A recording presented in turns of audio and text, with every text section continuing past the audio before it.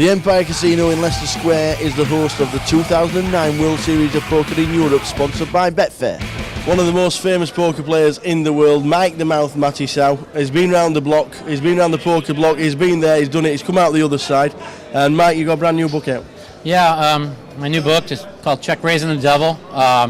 It's basically my autobiography, and it talks about what I went through during the rough times where people thought I was a drug dealer and where people thought I was, a bad person, and I got to really realize of why a lot of times where I had the Mike Matusow blow-ups and a lot of things I went through, I didn't realize that I was ADHD, so I was always real hyper. I didn't realize that I was bipolar, so I was always in and out.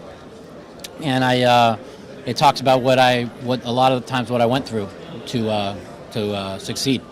Whose idea was it, writing the autobiography? This was mine. I spent 2 years writing it.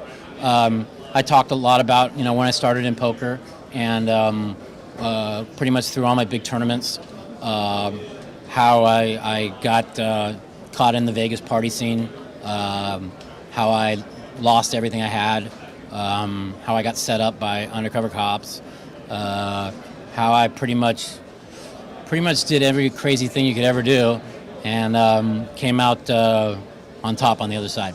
How hard is it writing that, remembering all the things that you've been through? It was really pretty easy. We doing chapter by chapter. We kind of outlined all the chapters, and it was really easy. We wanted to get all from pretty much from 1998 through 2008. We pretty much got all the World Series in there. A lot of things for me when I backed Scotty when he won the World Series in '98. To basically like how I had a dream that he was going to win the World Series, and that's how I ended up putting him in the tournament. We also, it talks about just a lot of things that how I got involved in the party scene and how I made mistakes. And I basically wrote the book more to help the young 21-year-old kids that are coming up that get a hold of a lot of money, and they just go out and just spend and party and think that they're invincible. Yeah. Because I thought I was invincible, and you think the money's never going to stop because, and the truth of the matter is in this business, you can't do that. No. And I wrote this book, and hopefully if it helps one person, and it makes me happy. And I've had everybody that's written it has read it has given it a 5-star review, and they all say it's one of the best books they've ever read. And it makes me feel good when I hear that. And I hope for anybody to go out there to read it. It's just a great book. It's not a book to learn how to play poker.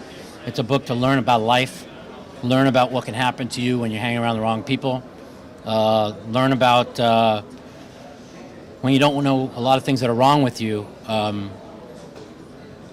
Maybe you need to figure it out, because I never knew why I was depressed all the time and why I was always crying, and it ended up being because I was bipolar, and when I turned to street drugs, that made me happy all the time, but I didn't know that.